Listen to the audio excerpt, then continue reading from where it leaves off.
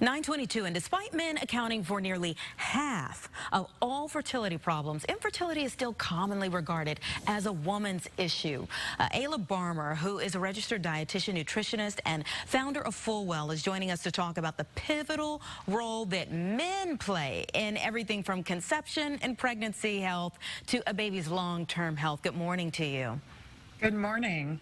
Thanks so much for being here with us. So many people are going through some bouts of infertility. And for those of us who are older in terms of our reproductive years but still want families, this can be such a draining journey. So when it comes to women, we look at the biological time clock. Does age matter for men like it does for us?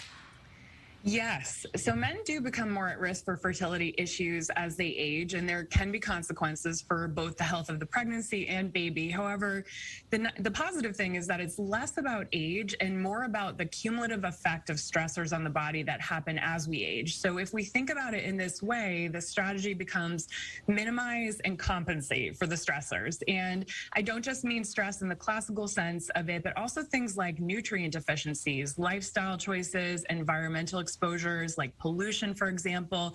So absolutely, there are things that are out of our control, but what we put into our body and many of our lifestyle choices largely are in our control and can, in a sense, reverse the clock. Okay, so let's talk about the nutrition and lifestyle choices here. You're saying this is a clear connection to improvement in male fertility, resulting in healthier babies. What should our partners be doing and what should they avoid? Let's go with some do's first.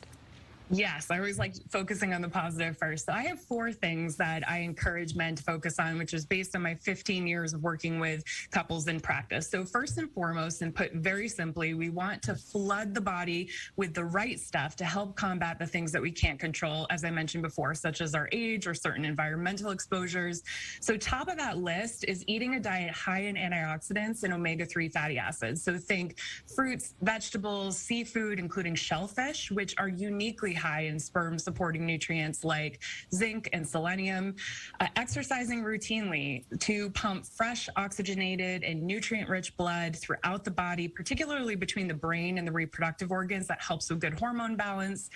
Number 3, get 7 to 8 hours of sleep a night, ideally as closely in sync as possible with the light and dark cycles, because our circadian rhythms are actually very much tied to our reproductive health. And it's one of the reasons why we see more fertility issues in shift workers. And then lastly, daily supplementation, because we aren't going to get it perfect all of the time consistently. So high quality supplements like FullWell's Vitality and Virility, for example, can really help just fill those gaps and ensure that you're getting what you need to support overall men's reproductive health and sperm quality. Okay, and you just have 3 don'ts here, so let's go over those. Yes, so there's 3 big bang for your buck, so to speak, don'ts that I encourage men to focus on. Number 1 would be chemical and heavy metal exposure. The reality is that we are exposed to more environmental chemicals and pollutants today than any other time in history. And some big bang for your buck, again, type things to focus on would be to reduce your toxin exposure is to swap out fragrance products, which have known hormone disrupting chemicals in them, with more natural options. So think your air freshener, those wall plugins, the car air fresheners, ditching those all together. Or if you have something like that are made with essential oils, you can try that. That's usually a safer option.